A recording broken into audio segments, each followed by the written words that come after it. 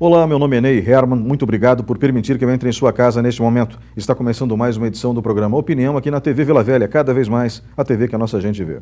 Hoje nós vamos falar sobre realismo fantástico.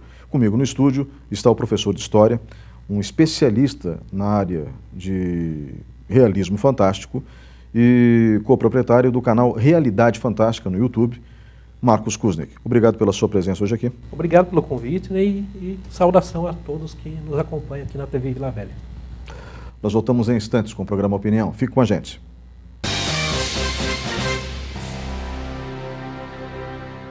Opinião, apoio, Supermercados Tozeto, bem mais que um supermercado, Iniciativa Cartuchos, tudo é informática, mas tudo mesmo.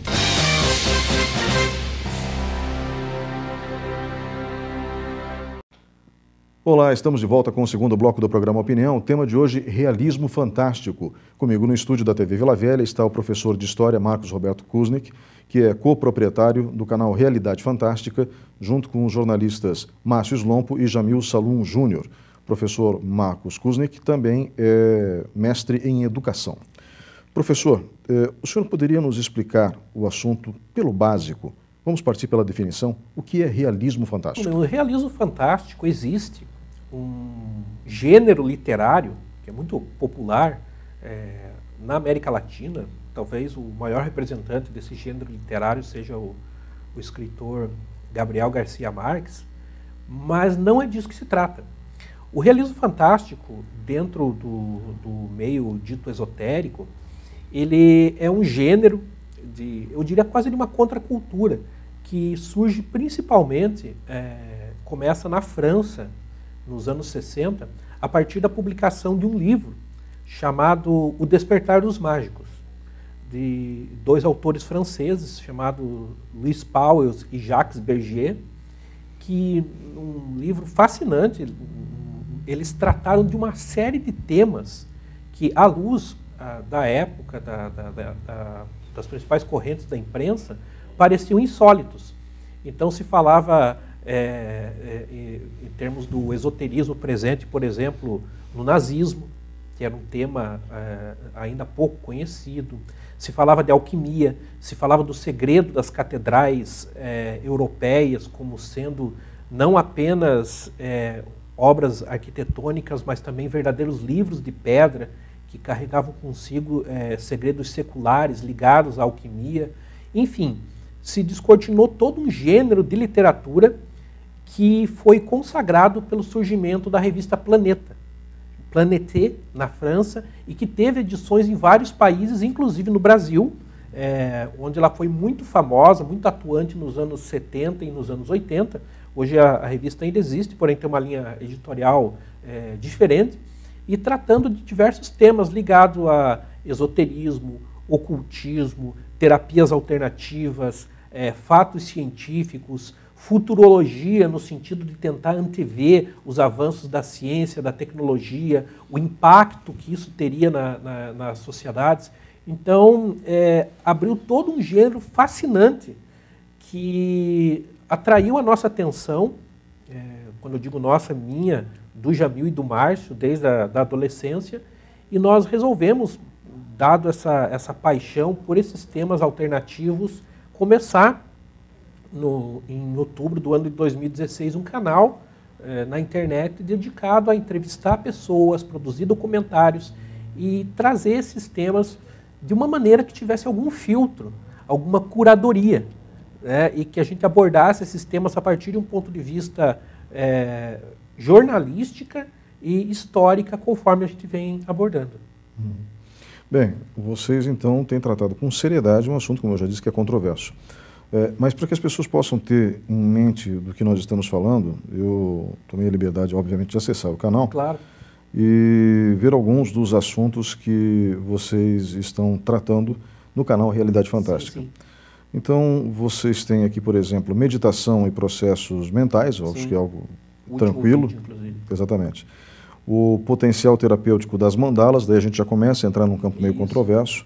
A ciência da felicidade, cromoterapia, quando a cor pode curar, e aí vai, né? E passa por um tema aqui que me é muito caro, porque eu convivi com pessoas muito queridas desse meio, a grande fraternidade branca e os mestres secretos do mundo, né? O que são ciências ocultas, a comunicação dos mortos segundo o ocultismo. Então tem vários vídeos aqui muito interessantes, um deles aqui, a função mística do incenso. Isso. Né? Esses temas, eles não são abordados normalmente, por quê? Porque o realismo fantástico teve que se apropriar deles. É interessante o seguinte, Ney, os temas até são abordados. Como você bem sabe, como jornalista atuante que é, há tantos anos e que também acompanhou, como nós acompanhamos, o fenômeno da internet. Já havia uma circulação de informações razoável dentro de uma mídia especializada, digamos assim, até meados dos anos 80. Porém, como muitas pessoas sabem, ou pelo menos deveria de saber, os anos 90 do século XX marcam, na minha visão como historiador, um evento que é mais significativo talvez que a Revolução Francesa, a Revolução Industrial, o fim da Idade Média, que é a Revolução Informacional. A internet começa, para valer, digamos assim, entrar nos lares no início dos anos 90 e no Brasil a partir de 94, 95, e não tardou para que ela se tornasse uma plataforma de circulação de informações brutal. Hoje a gente vive não carece tanto da quantidade de informações quanto da qualidade dessa informação e da capacidade de assimilar e rastrear a origem das informações. Está na moda hoje o termo fake news, né? Tão debatido hoje, que estamos em ano eleitoral principalmente, porque já é reconhecido o potencial que essa circulação colossal de informação tem de influenciar as pessoas. E isso no reino da política, mas também da história, da medicina, e isso não é diferente também dentro dos estudos chamados esotéricos, ocultistas e também desses temas ligados tradicionalmente ao realismo fantástico. Então, dada a nossa formação, principalmente, de estarmos ligados ao jornalismo e à história, nos pareceu interessante que a gente tivesse um filtro e começasse a abordar esses temas com um mínimo de critério.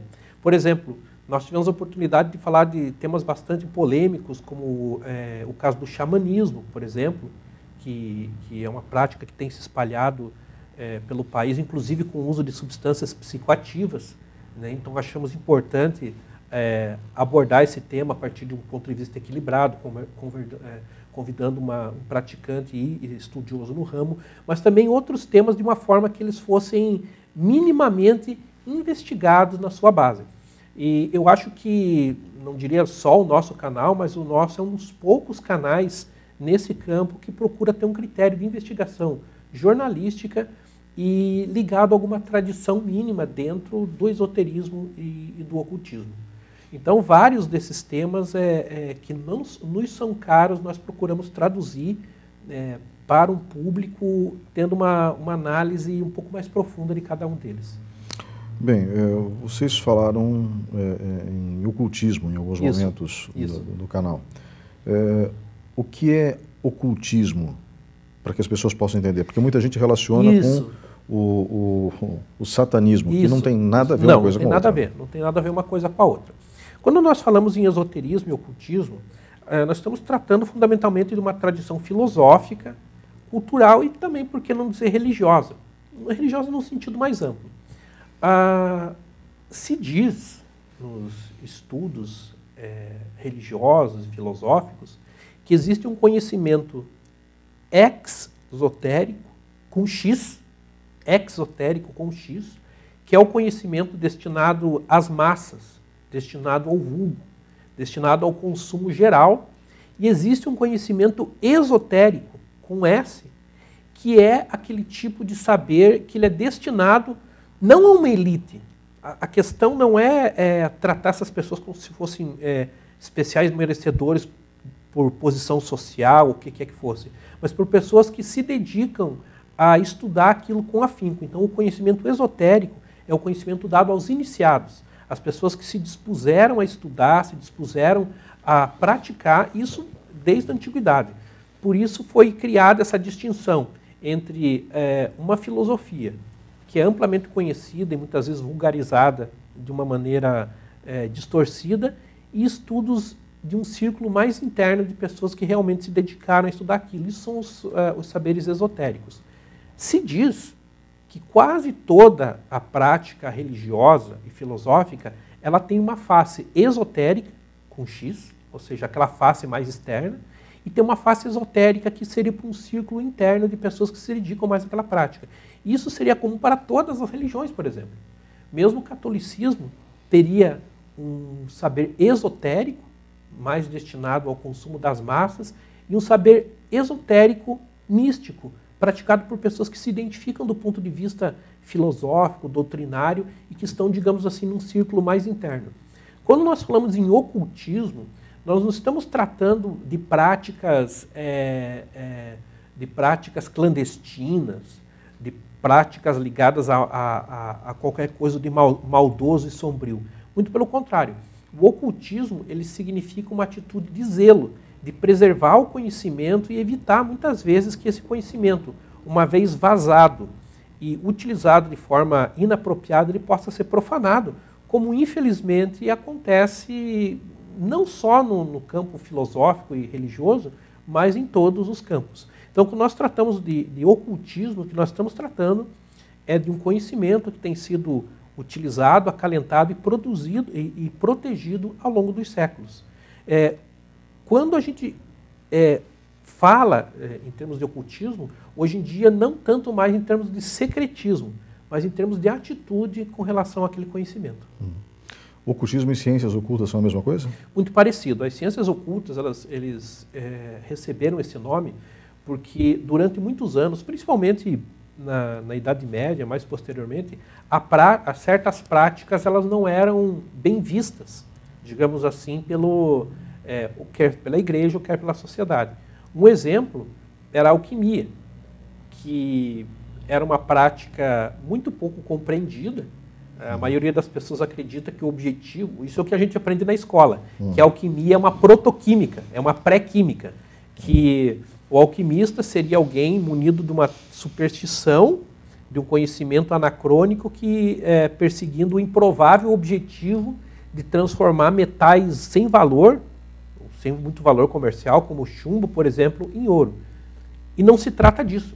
Qualquer um que se debruce a estudar os textos ocultistas vai se deparar com um dos mais ricos repositórios simbólicos de toda a humanidade, onde é estudado por grandes investigadores, como, por exemplo, Carl Jung, que nas suas obras completas tem todo um volume dedicado ao estudo da alquimia e que mostra que o verdadeiro objetivo do alquimista era a transformação do chumbo em ouro do ponto de vista alegórico, ou seja, a transformação do vulgo, do indivíduo, nas suas potencialidades, nas suas capacidades mais básicas, em alguma coisa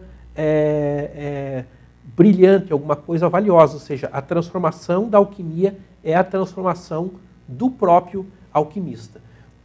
Também entre as chamadas ciências ocultas se incluía, por exemplo, a astrologia, que foi praticada durante muitos séculos, inclusive por a medicina, a religião muito ligada à astrologia, e que depois acabou entrando como uma contracorrente também considerado como ciências ocultas. É claro que muitas pessoas, aproveitando essa vertente, acabaram identificando certas práticas que absolutamente nós não podemos considerar como sendo ciências ocultas, como, por exemplo, magia negra, satanismo, e outras práticas que a gente considera que são deletérias, né, que realmente não tem nada a ver com as ciências ocultas e com o esoterismo no seu sentido tradicional. E de onde nascem essas correntes tão polêmicas, como o satanismo, por exemplo? Olha, muitas vezes, quando nós fazemos as nossas reuniões de pauta e discutimos, a gente se depara com algumas figuras e a gente pensa, poxa, será que essas pessoas que promovem, por exemplo, questões tão polêmicas, como o caso do satanismo, elas realmente acreditam naquilo que estão fazendo ou são pessoas que querem criar polêmica pela polêmica? Me parece que, inclusive, a segunda opção é mais comum.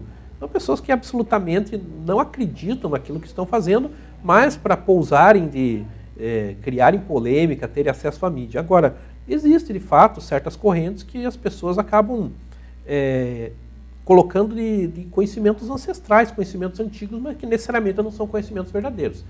Então, a questão do satanismo, por exemplo, é um dessas montagens, né, dessa quimera, muitas vezes que se serve de uma série de conhecimentos e acabam criando alguma coisa completamente, na minha opinião, absurda e sem nenhum respaldo tradicional. Aliás, nesse assunto particular, tem uma série de TV que fez muito sucesso recentemente, daí foi cancelada na rede de TV americana, em TV aberta que passava, e agora vai para a Netflix, que é Lúcifer. E ali eles falam algo muito interessante, que eu já vi em alguns vídeos da internet.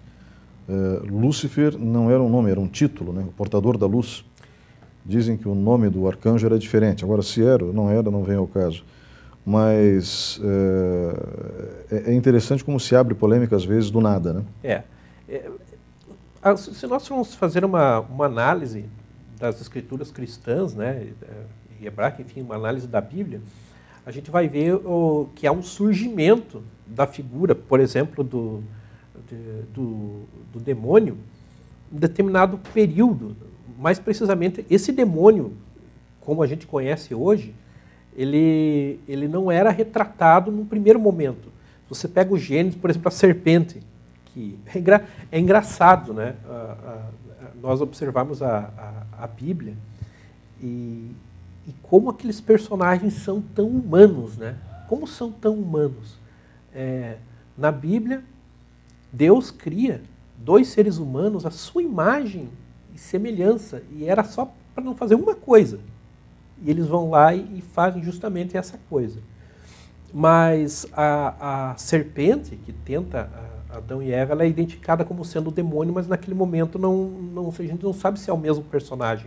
Como a gente não sabe se o mesmo personagem, o Lúcifer, é o mesmo personagem identificado posteriormente com o demônio na tradição judaico-cristã. De qualquer maneira, claro que tem um impacto cultural importante. Numa sociedade onde a gente identifica o mal, né, as más ações, as más práticas, a mentira, o roubo, o assassinato, e tenta personificar, é claro que essa figura ela tem um peso muito grande. Agora, se não me engano, acho que foi Dostoiévski que disse que se o demônio não existe e foi o homem que o criou, então ele o fez também à sua imagem e semelhança. Pois bem, eu vejo que vocês têm muitos tópicos relacionados à saúde. Isso. Por exemplo, o potencial de cura das mandalas, ou então cromoterapia. Isso. São terapias extremamente alternativas. Não. Vocês já testaram essas terapias? Elas funcionam efetivamente? Funcionam por quê? Autossugestão? Tem algum efeito realmente terapêutico nelas? Interessante, Neia. Nós abrimos esses espaços para que nós conversamos com pessoas que trabalham com florais, que trabalham com radiestesia, que trabalham com cromoterapia, terapia usando mandalas e xamanismo. Todas são terapias que se dizem terapias complementares. Elas, de modo algum, elas substituem a medicina alopática, a medicina que está correntemente. E isso é muito importante que se diga, que são terapias complementares. Então, se uma pessoa está passando por um determinado processo psíquico ou algum tratamento médico tradicional e ela procura esse processo como terapia complementar, ela pode encontrar também, possivelmente, algum tipo de apoio. Então, existem as mais diversas técnicas, muitas delas, digamos assim, são reconhecidamente eficazes, né? Como, por exemplo, a própria questão da meditação do ponto de vista terapêutico, onde existem vários estudos científicos que comprovam a capacidade da meditação de trazer benefícios tanto mentalmente como para o corpo, como outros tipos de terapia que ainda são controversas, mas que são apresentadas hoje como um processo complementar.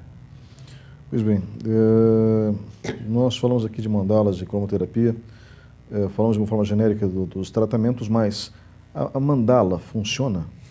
A mandala é o seguinte, a origem da mandala, na verdade, essas formas assim muito simples, digamos assim, o círculo, o quadrado, o triângulo, essas formas muito simples, elas estão presentes desde a antiguidade. A mandala, exatamente como a representação do círculo, nossa, ela está presente em diversas culturas desde a pré-história.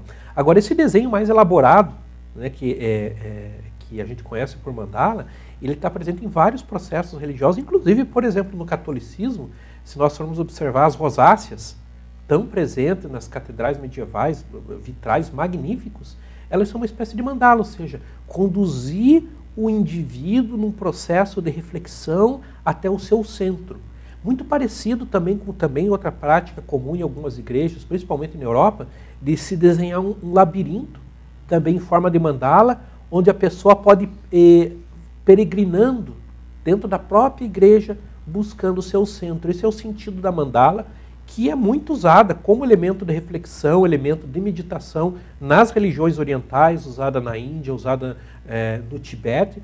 E recentemente, no século XX, ela também foi alvo de estudo de muitos psicólogos, notadamente o Jung, que estudou o desenho das mandalas e como as pessoas desenhavam mandalas e assim conseguiam representar alguns elementos da sua psique.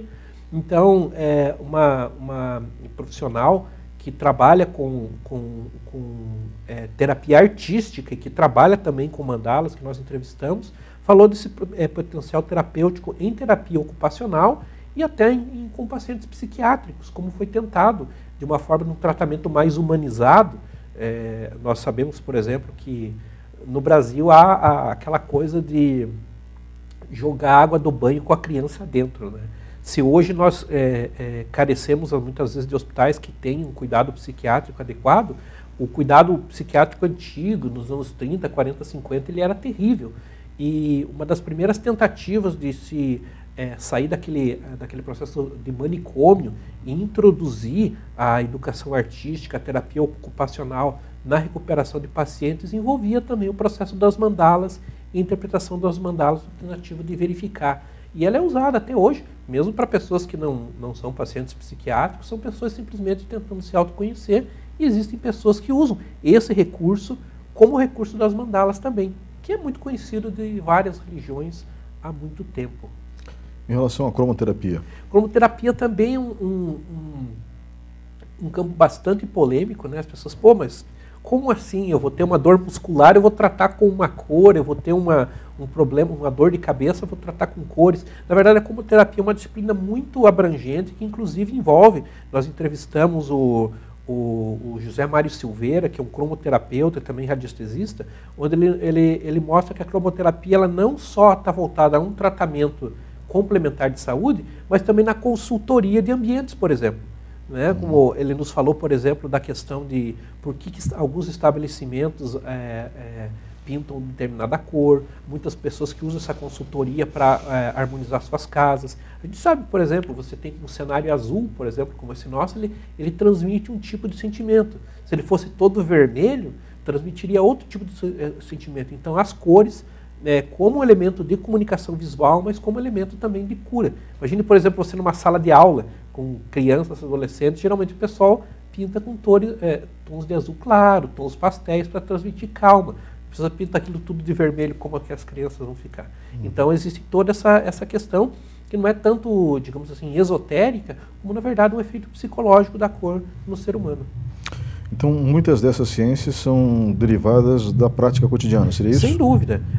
Algumas coisas, por exemplo, nós tivemos um tema que nos surpreendeu muito durante esses 2 anos praticamente de programa, foi o xamanismo, por exemplo. Nós tínhamos uma ideia assim muito, talvez, estereotipada do que era o xamanismo, do que era a prática do xamanismo, e nós convidamos um xamã, o José Benito Leonardi, e até nós não o conhecíamos, né? Esperávamos que havia um sujeito todo recoberto de cocar e penas, etc. E a gente se deparou com uma pessoa completamente diferente e que mostrou que a gente perguntou, por que eu não me visto de índio? Porque eu não sou indígena. Não é minha cultura. O xamanismo, ele, na verdade, é a expressão de uma prática religiosa e de relação com a natureza que existe em todas as culturas. A que a gente mais conhece é aquela que está mais próxima, que é praticado pelos indígenas no Brasil, que vem dessa herança cultural. Porém, o xamanismo ele existe entre os alemães, entre os poloneses, entre os portugueses. Existe a própria palavra xamã de origem siberiana, né? Quando se faz encontros de xamanismo, você tem populações que vêm da Finlândia, da Suécia, e que mostram que é um tipo de ligação com as forças da natureza, talvez a expressão mais antiga da religiosidade. E também ele teve a oportunidade de nos esclarecer algumas práticas, hoje até que a gente considera um tanto que perigosas, como, por exemplo, o uso de substância psicoativa sem nenhum critério. Né, pessoas, nós tivemos a oportunidade de perguntar a ele, por exemplo, o que ele achava do consumo da ayahuasca, por exemplo, né, que muita gente tem feito. Ele diz, olha, somente 5% das tradições xamânicas usam algum tipo de substância psicoativa. E ainda assim essa substância é usada pelo xamã e é ministrado com muito cuidado. As demais, 95%, trabalham, por exemplo, para provocar algum fenômeno de alteração de consciência, o uso do tambor, por exemplo. Né? Aquele ritmo do tambor vai baixando a frequência das ondas cerebrais, vai colocando o indivíduo num estado de relaxamento, onde pode atingir outras práticas. Então a gente também fez um alerta do perigo que existe do uso indiscriminado de substâncias aí que muitas vezes vêm de culturas que não tem nada a ver com a cultura do indivíduo. Esse é uma outra coisa que nós tomamos muito cuidado no canal, é de cada vez que a gente aborda algum tipo de tradição esotérica, algum tipo de tradição mística, indicar literatura confiável, indicar fontes confiáveis para que as pessoas se informem a respeito e, mais uma vez, assim, escapem dessa questão do fake news esotérico. Professor, obrigado pela entrevista nesse bloco. Vamos agora para um breve intervalo e voltamos em instantes.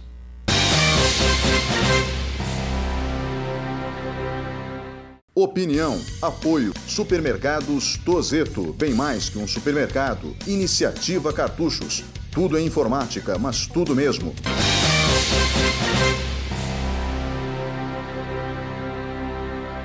Olá, estamos de volta com o terceiro bloco do programa Opinião. O tema de hoje, Realismo Fantástico. Comigo no estúdio está o coproprietário do canal Realidade Fantástica no YouTube, Marcos Roberto Kuznick, também professor de História com mestrado na área. Professor, o senhor, Jamil Salum Júnior e Márcio Slomp, que são jornalistas, sim, estão com o canal no YouTube desde 2016 e uma vez por semana postam um vídeo, sim, diferente, mostrando então assuntos que são extremamente interessantes, principalmente para quem gosta de ocultismo, de esoterismo, para que as pessoas possam obter informação de qualidade crível, porque existe, obviamente, muito lixo na internet. Sem dúvida. Como que é o processo de pesquisa de vocês? Porque só a internet vocês não conseguem utilizar, claro, então vocês vão através da literatura séria da área. É verdade.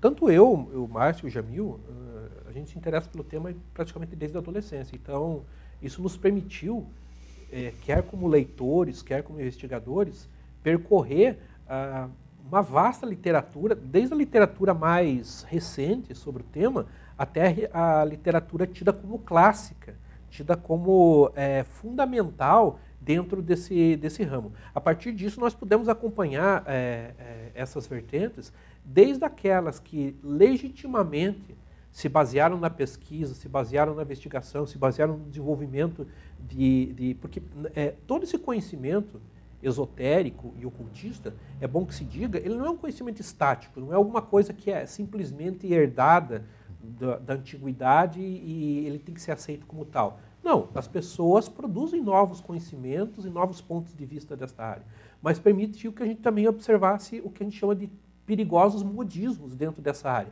Esses modismos, eles existem dentro do esoterismo e mesmo nas terapias alternativas. Então, muitas vezes você vê, é interessante como exemplo, um dos temas mais usados de forma abusiva dentro das terapias, ditas terapias alternativas, é o termo quântico.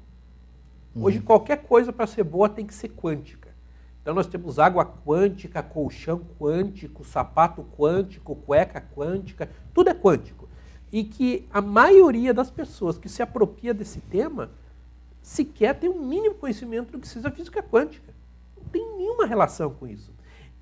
Eu gosto muito de ler os jornais, até convido quem gosta de pesquisas, acessarem o site da Hemeroteca, da Biblioteca Nacional, né, onde estão digitalizados jornais desde o século XIX.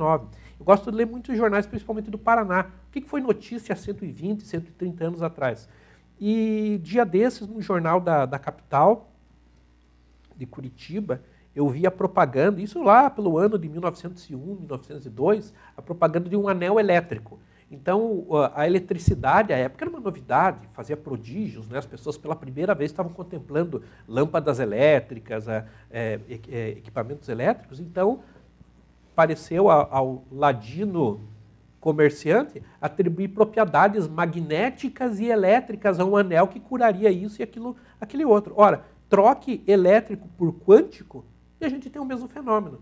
Ou seja, muitas pessoas, sem não terem nenhuma ideia do que estão falando, apenas colocam, e isso são modismos perigosos. Agora, não impede que, por exemplo, algumas terapias que antigamente até eram tidas como extremamente alternativas, como é o caso, por exemplo, da acupuntura, né, que foi tido como terapia alternativa, e hoje temos aqui mesmo na nossa cidade médicos seríssimos que trabalham com acupuntura, uma terapia reconhecida, paga inclusive pelo SUS em muitos espaços, e dessa maneira nos permitiu reconhecer o que foi fruto de um esforço legítimo, filosófico, de estudo e de empenho, daquilo que são meros modismos e são feitos na maioria das vezes para agregar algum tipo de valor comercial, seja um curso, seja um produto ou coisa do gênero.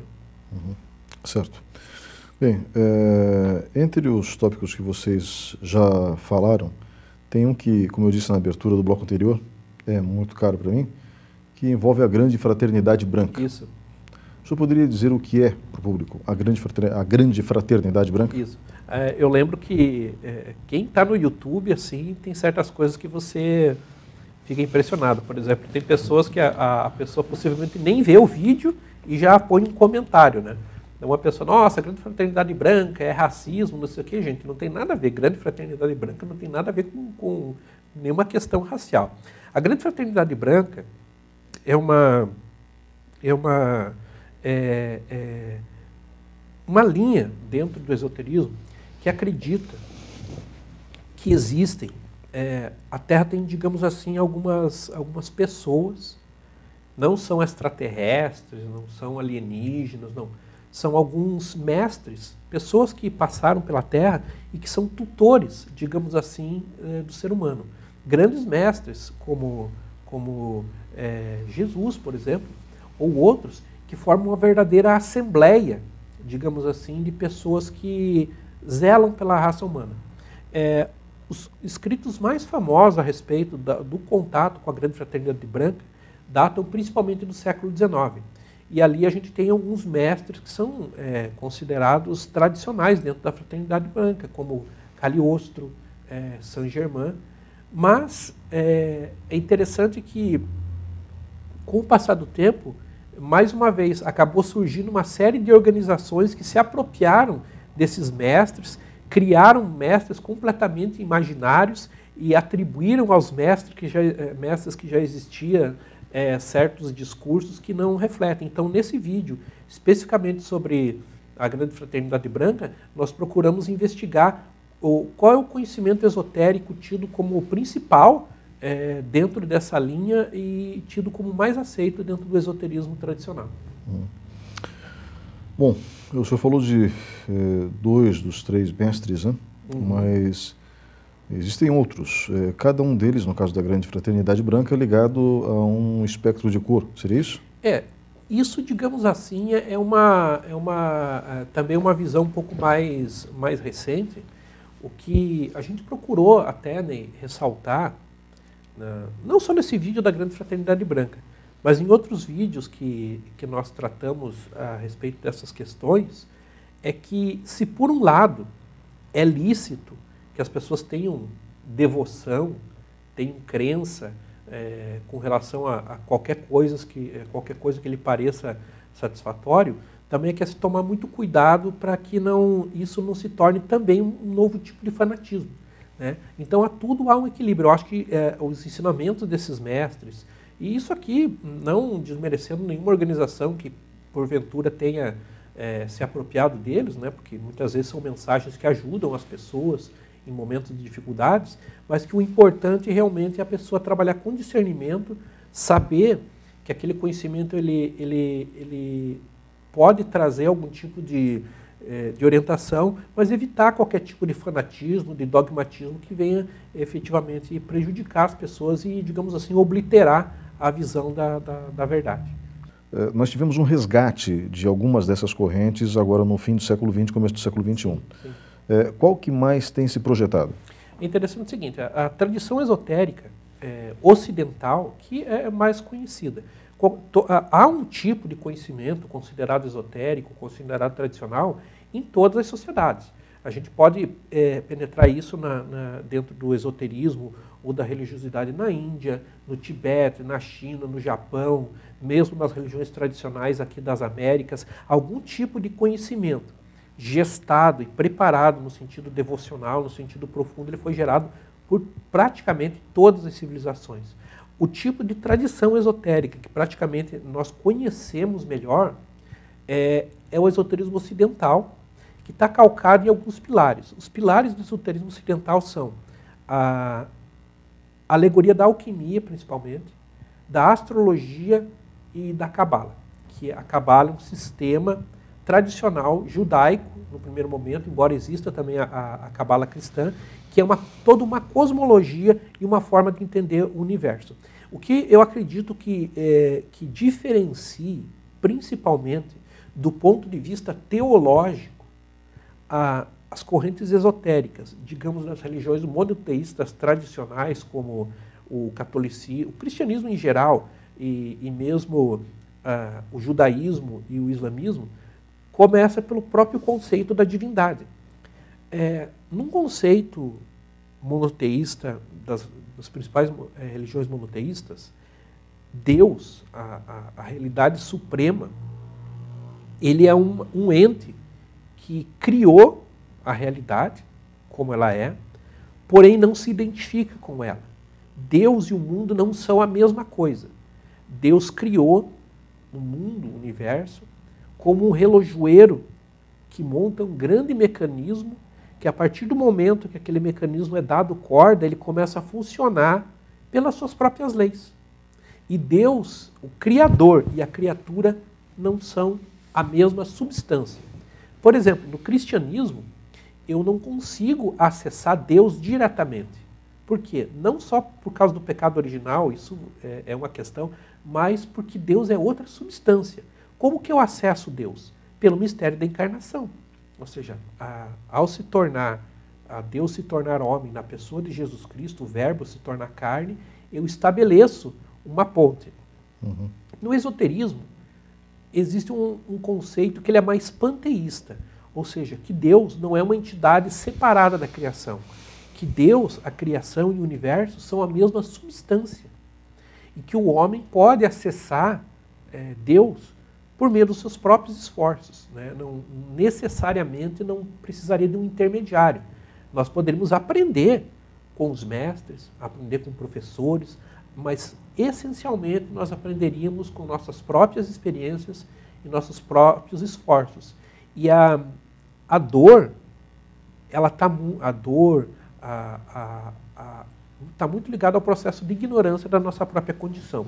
Então, no esoterismo, se acredita que existe uma gnose, ou seja, um conhecimento, que não é só um conhecimento intelectual, um conhecimento profundo que levaria a ter um conhecimento mais elevado da realidade e uma comunhão maior com Deus. Então, eu diria, essas são as principais diferenças e as principais características do esoterismo ocidental.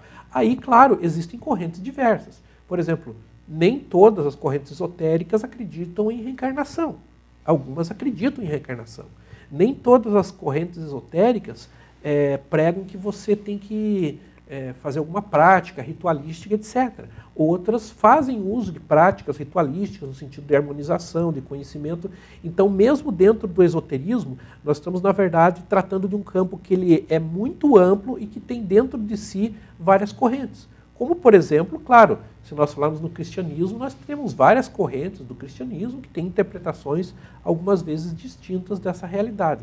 E temos o que a gente chama de cristianismo esotérico, que é uma leitura do cristianismo a partir de um ponto de vista gnóstico e esotérico também.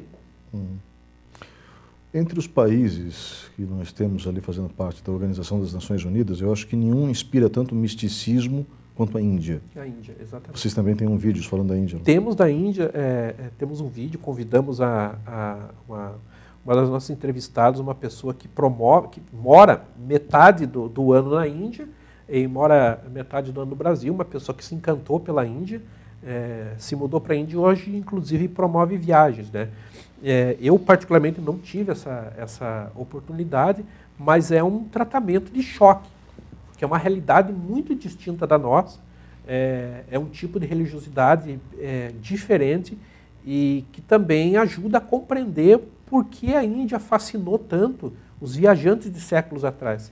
Se hoje nós, que somos acostumados a tantas coisas, né, nesse nosso século de circulação de informações, ainda ficamos chocados ou tocados até por certas coisas que se vê no Oriente, imagine um viajante europeu do século XVI chegando na Índia, chegando no Tibete, chegando no Ceilão. Então isso a Índia, o conhecimento indiano contribuiu muito para o desenvolvimento do pensamento esotérico ocidental também.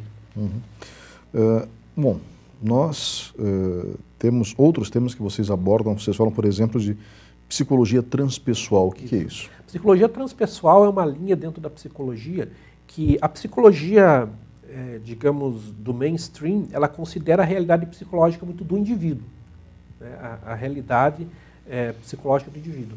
A psicologia transpessoal é um ramo dentro da psicologia que ela considera que existem fatores extra-individuais e aí também considerando outros tipos de fenômenos, até parapsicológicos, que podem ajudar a explicar a dinâmica do sujeito. Hoje nós temos, mesmo aqui no estado do Paraná, vários cursos de psicologia transpessoal, a nível de pós-graduação, inclusive, que tem servido de complementar e é um tema que é recorrente no nosso canal, porque a psicologia transpessoal ajuda a compreender como que fatores, por exemplo, quando se fala em termos de inconsciente coletivo, quando se fala em termos de arquétipo, a psicologia transpessoal ela considera todos esses elementos de uma forma bastante ampla. Numerologia funciona? Numerologia é uma coisa interessante. Eu não sou numerólogo, eu sou astrólogo, né? A astrologia é algo que me é muito caro, tenho praticado profissionalmente. E a numerologia, embora eu tenha o conhecimento, a gente quis convidar, já convidamos 2 pessoas para falarem sobre numerologia, para nos explicarem.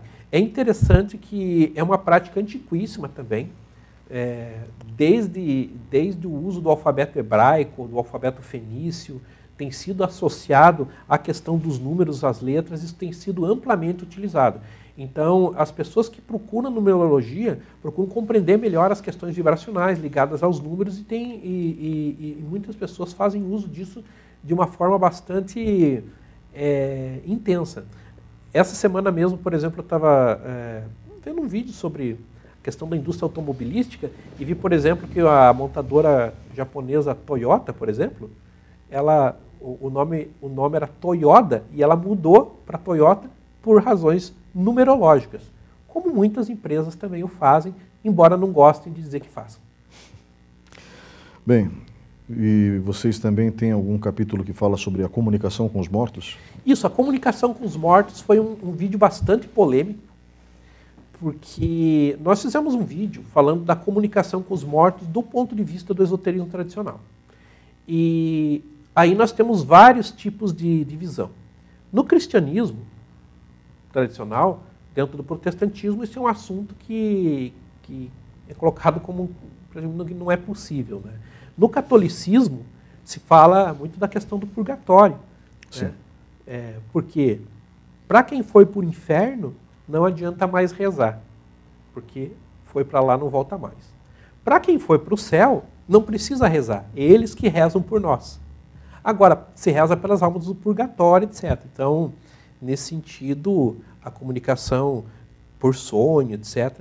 Mas talvez a maior polêmica gerou em questão do espiritismo. O espiritismo, com tudo que nós respeitamos, e já convidamos vários espíritas para conversarem no nosso programa, inclusive, trata a questão da comunicação com os mortos como uma coisa assim mais corriqueira. E nesse vídeo sobre a comunicação com os mortos, a gente procurou chamar atenção para um fenômeno que talvez, muitas vezes que as pessoas, o médium está tentando comunicação com o espírito desencarnado, não é bem com o espírito desencarnado que ele está se comunicando. Né? Seria com outro tipo de fenômeno, muitas vezes com o próprio inconsciente do médium. Né? Com o próprio inconsciente dele. Né? Algumas pessoas pensam que estariam realmente tendo comunicação com os mortos, e, na verdade é um outro fenômeno psíquico que está acontecendo. Com todo respeito, né, aos espíritos, etc., mas a gente também procurou colocar essa visão também e compartilhar.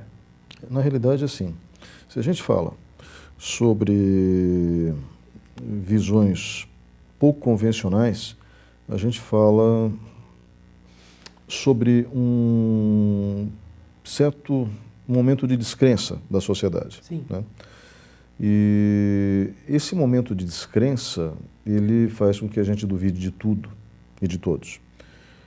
Mas existem algumas coincidências dentro da área do esoterismo e da realidade fantástica que são muito perturbadoras. Vou falar, por exemplo, do seu campo que é a astrologia. Sim. Né? A gente já abordou esse assunto aqui e é muito curioso. O perfil de uma personalidade, por exemplo, no caso de um signo do zodíaco, é muito semelhante ao nativo daquele signo. Sim. Lógico, nem sempre a compatibilidade existe. Mas no meu caso, que sou de Aquário, coincide. Né? Existe uma diferença entre quem nasce nos primeiros 10 dias, nos segundos 10 dias, né? Eles chamam de decanatos. Decanato. Né? Mas, enfim, essas coincidências foram construídas ao longo do tempo. Esse conhecimento milenar, que faz parte da realidade fantástica, foi construído ao longo do tempo e, na verdade, não é valorizado da maneira adequada? A questão é o seguinte, Ney, assim, a astrologia, vamos pegar a astrologia como um grande paradigma aí dentro das ciências ocultas. Okay.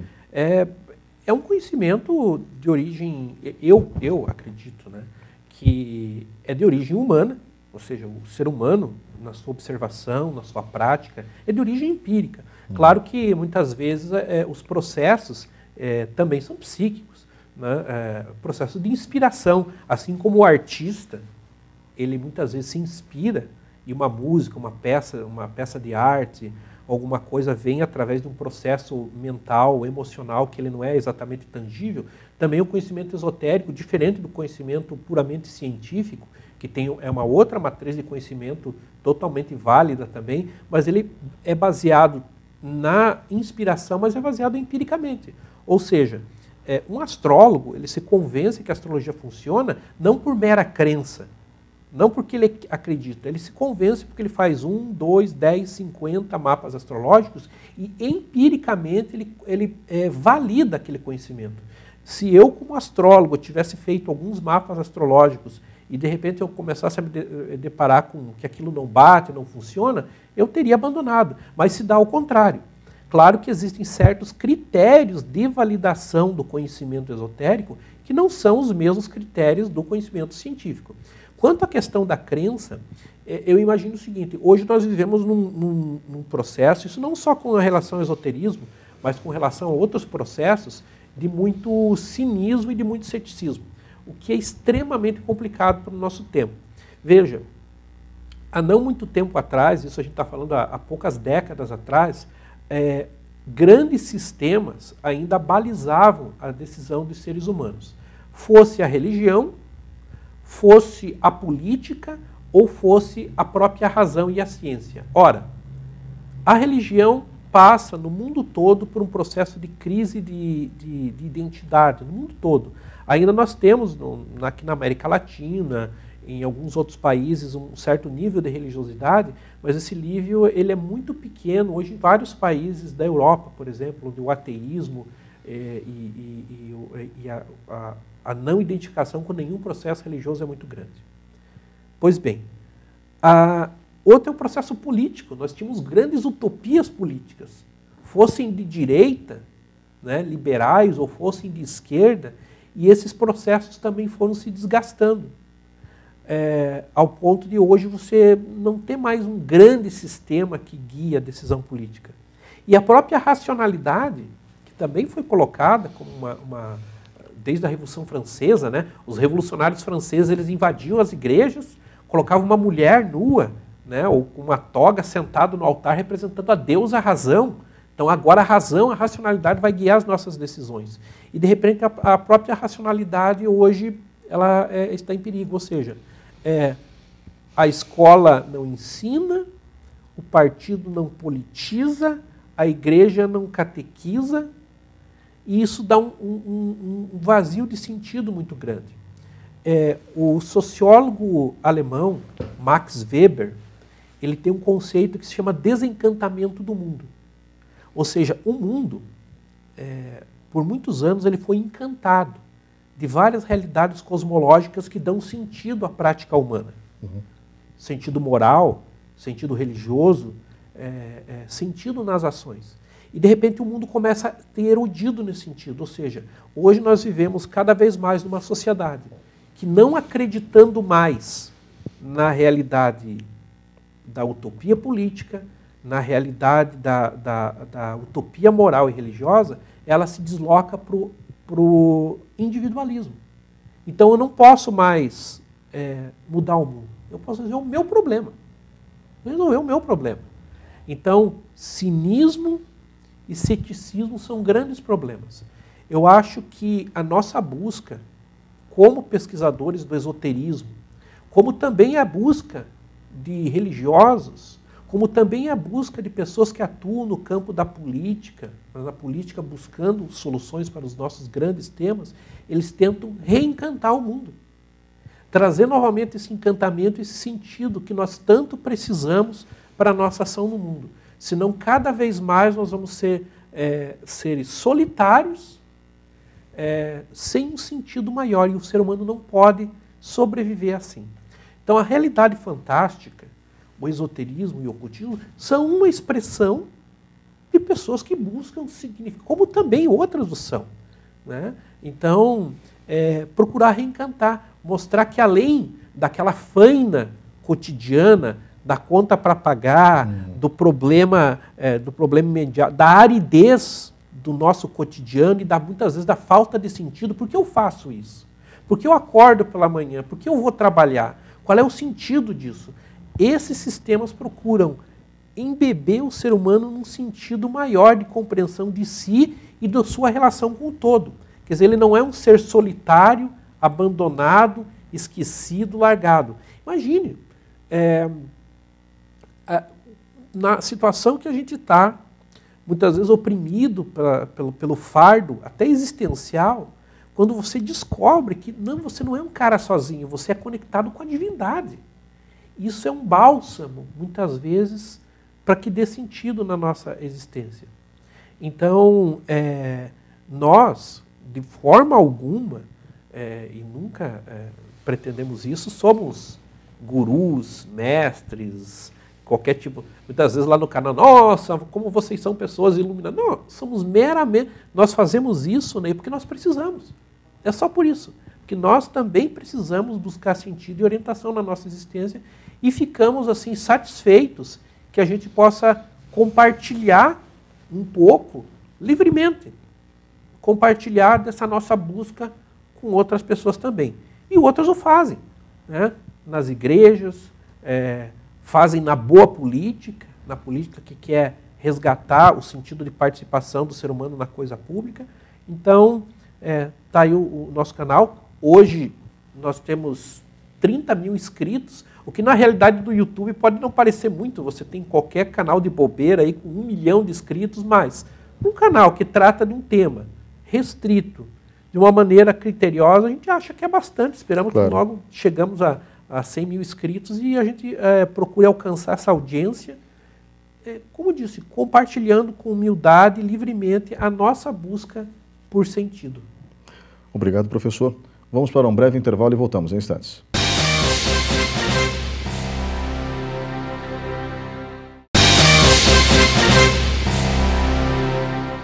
Olá, estamos de volta com o quarto e último bloco do programa Opinião. O tema de hoje, realismo fantástico. Comigo no estúdio da TV Vila Velha está Marcos Roberto Kuznick, professor de História, co-proprietário do canal Realidade Fantástica no YouTube, junto com Jamil Salum Júnior e Márcio Slompo, ambos jornalistas. Professor, suas considerações finais, por favor. Considerações convidando toda a comunidade a conhecerem o nosso canal. Entra lá no YouTube, digita Realidade Fantástica e vocês vão ver, eu acredito que já tem quase 100 vídeos lá dos mais diversos temas relacionados a esoterismo, cultismo, realismo fantástico, todos feitos com muito carinho e sempre procurando dividir aí livremente a informação com todos que também são buscadores. Professor, novamente obrigado. Muito obrigado a você que estava em casa nos acompanhando até agora. Encerramos o programa por aqui e voltamos na semana que vem.